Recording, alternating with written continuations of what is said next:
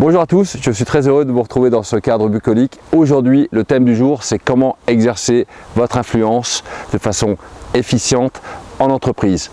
Pour ce faire, on va utiliser la notion de directivité.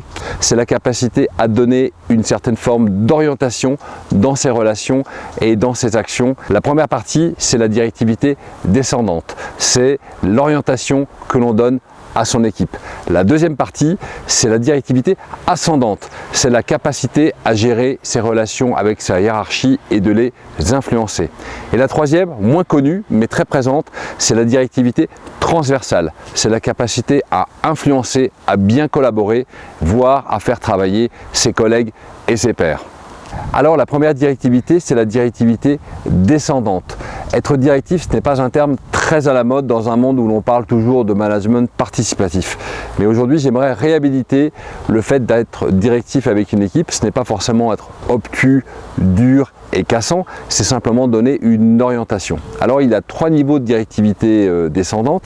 La première, c'est savoir donner un cap stratégique, opérationnel avec son équipe. Souvent, vous allez le retrouver sous forme de feuille de route qu'on va distribuer à l'équipe ou que l'on va développer avec elle. La deuxième, c'est tout simplement manager, coacher, déléguer, récompenser, certaines fois malheureusement recadrer, et ça c'est un peu le management quotidien.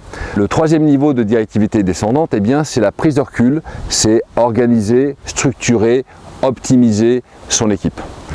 Alors la clé de la directivité descendante, c'est le dosage par rapport au contexte donné. Est-ce que vous pensez qu'un capitaine de pompiers commence à organiser un brainstorming quand il y a un feu dans un immeuble? Non, il va donner des directives, il va être en fait très descendant et c'est certainement ce que ses coéquipiers vont attendre de lui. En effet, la directivité en urgence ou en situation de crise est structurante, voire rassurante pour les équipes.